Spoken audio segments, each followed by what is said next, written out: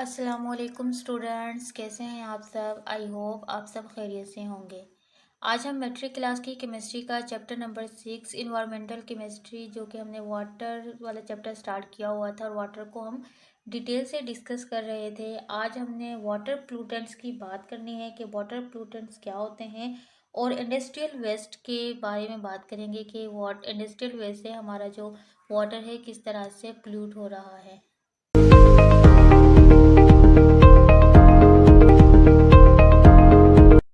अच्छा, आज का जो हमारा टॉपिक है दिस इज़ वाटर प्लूटेंट्स। आज हम वाटर प्लूटेंट्स की बात करेंगे कि वो कौन सी थिंग्स हैं या कौन सी चीज़ें हैं जो कि वाटर को प्लूट करती हैं, वाटर को ख़राब करती हैं। तो यहाँ पे लिखा हुआ है द प्लूटिंग ऑफ वाटर बॉडीज़। वो कह रहे हैं वाटर बॉडीज़ को अगर पोल्यूट किया जाए is known as water pollution. तो उसे हम क्या नाम देते हैं? वाटर पोल्यूशन का नाम देते हैं। अच्छा, जब वाटर बॉडीज़ को जब हम पोल्यूट करेंगे, आलूदा करेंगे, तो उसे हम क्या कहेंगे? वाटर पोल्यूशन कहेंगे। और वाटर बॉडीज़ हमारे पास कौन सी होती हैं? वाटर बॉडीज़ में हमारे पास होती हैं lakes, rivers, oceans and ground water. ठीक है, ये तमाम के तमाम जो वाटर की बॉडीज़ हैं, मतलब वाटर के सोर्सेज हैं जहाँ पर पानी क्या होता है, जमा होता है। जब इनको आलूदा किया जाता है, इनको पोल्यूट किया जाता है, तो इसे हम क्या कहते हैं? वाटर पोल्यूशन या पानी की आलूदगी कहते हैं।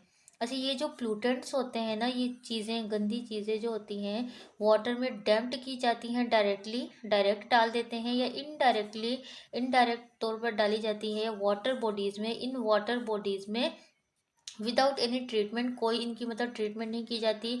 जब आप कोई भी प्लूटेंट जो है वाटर में डायरेक्ट या इनडायरेक्ट डालते हैं, तो उसकी आप उसे ट्रीटमेंट किए बगैर ही वाटर में डाल देते हैं, जैसे कि लेक्स में डाल देते हैं, राइवर्स में, ओशियंस में डालते हैं। तो ये क्या करते हैं, फिर ये जो वाटर होता है उसे पोल्यूट कर देते हैं, उसे डेंजर बना देते हैं। और इसके नतीजे में क्या होता है, हमारा जो वाटर होता है वो उसकी पोल्यूशन स्टार्ट हो जाती है, वाटर की आलूदगी स्टार्ट हो जाती है। जब हम इसमें जो प्लूटेंट्स ऐड करते हैं डायरेक्टली या इनडायरेक्टली विदाउट एनी ट्रीटमेंट, जब हम उसकी कोई ट्रीटमेंट नहीं करते और उसे वाटर में ऐसे ही डाल देते हैं, वाटर बॉडीज़ में ऐसे ही डाल देते हैं, तो फिर वो क्या होता है, हमारे वाटर को पोल्यूट करना स्टार्ट कर देता है। वाटर हमारा पोल्यूट हो जाता है और उसे हम नाम क्या देते हैं? वाटर पोल्यूशन का नाम देते हैं। अच्छा, वाटर पोल्यूशन में हम वाटर पोल्यूटेंट्स की बात करेंगे कि वो कौन सी चीज़ें हैं जिनसे जो हमारा वाटर है वो पोल्यूट हो रहा है। First is industrial waste. Industrial waste की बात करेंगे कि इंडस्ट्रियल वेस्ट जो है पानी की आलूदगी में किस तरह से अपना किरदार अदा करता है। ये इंडस्ट्रियल यूनिट्स, इंडस्ट्रियल जो लगाई जाती हैं, वो क्यों लगाई जाती हैं? वो हम जो चीज़ें होती हैं, नीडेड सब्सटेंसेस होती हैं जिनकी हमें ज़रूरत होती है, उनको प्रोड्यूस करने के लिए क्या करते हैं, हम इंडस्ट्रीज़ लगाते हैं। और उस नीडेड सब्सटेंसेस वो कौन कौन से हैं? ये केमिकल्स भी हो सकते हैं, टेक्सटाइल्स, कपड़े वगैरह भी हो सकते हैं, लेथर हो सकते हैं। ठीक है, प्रोडक्ट्स, लेथर प्रोडक्ट होती हैं, जूते वगैरह बनाए जाते हैं, जिनसे paper, plastic items, petrochemicals and rubber items, ये तमाम चीज़ें जो हैं क्या होते हैं, हमारी नीडेड प्रोडक्ट हैं जो कि हम यूज़ करते हैं। ठीक है, ये क्या की जाती हैं, एक लार्ज स्केल पे बनाई जाती हैं, इंडस्ट्रीज़ में बनाई जाती हैं। लेकिन फिर क्या होता है, जब ये चीज़ें बनाई जाती हैं, इंडस्ट्रीज़ में तमाम चीज़ें बनाई जाती हैं, तो क्या होता है, इनसे वेस्ट जो प्रोड्यूस होता है, केमिकल वेस्ट, वो कौन सा होता है?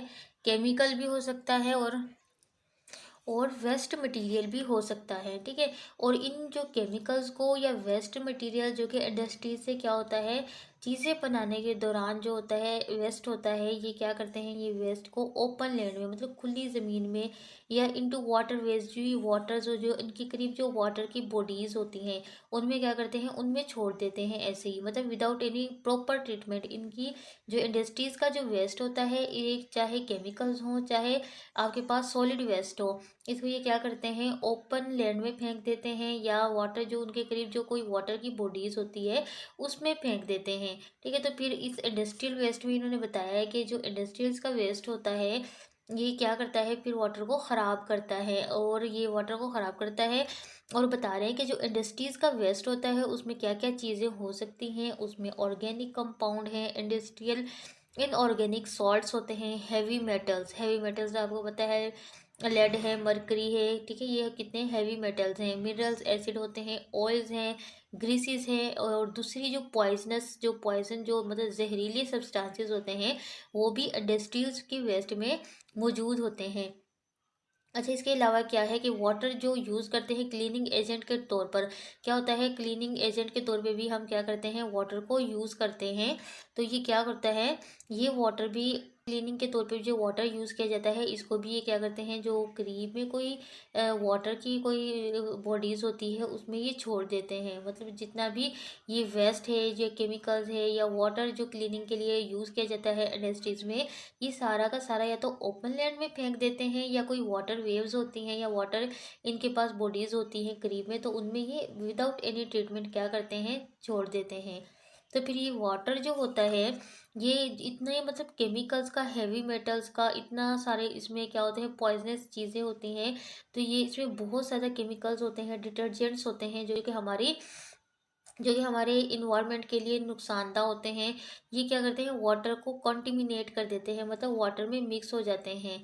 अच्छा, ये जो वाटर जो होता है फिर क्या करता है, जब ये वाटर से हमारे घरों में, जब ये ज़मीन में भी जाता है वाटर, मतलब ये कि जब हम इसे ओपन लैंड में फेंकेंगे या राइवर्स में फेंकेंगे, तो ये वाटर क्या होगा, ज़मीन के अंदर अंदर भी जाएगा, नीचे तक जाएगा। इसके अलावा क्या होता है कि ये वाटर दरियाओं में, लेक्स में जाएगा, तो हम अपने घरेलू यूज़ के लिए भी उसे, उस वाटर को यूज़ करेंगे। इसके अलावा जो है उस वाटर्स को पीने के लिए भी यूज़ किया जाएगा, डिफरेंट पर्पस के लिए भी हम वाटर को क्या करेंगे, यूज़ करेंगे। और ये कॉन्टिमिनेटेड वाटर होगा, जिसमें कि इंडस्ट्रीज़ का वेस्ट होगा, बिकॉज इस इंडस्ट्रीज़ का जो वेस्ट था, इसको बगैर ट्रीटमेंट के क्या किया है, किसी लेक्स में या दरिया में ऐसे ही फेंक दिया है, जिसकी वजह से हमारे जो लेक्स हैं, स्ट्रीम्स हैं, राइवर्स हैं, ये सारी की सारी पोल्यूट हो चुकी हैं। ओवरऑल के हमारा वाटर जो है वो पोल्यूट हो चुका है। अच्छा, तो ये हमारे पास है इंडस्ट्रीज़ का वेस्ट जिसकी हमने बात की है।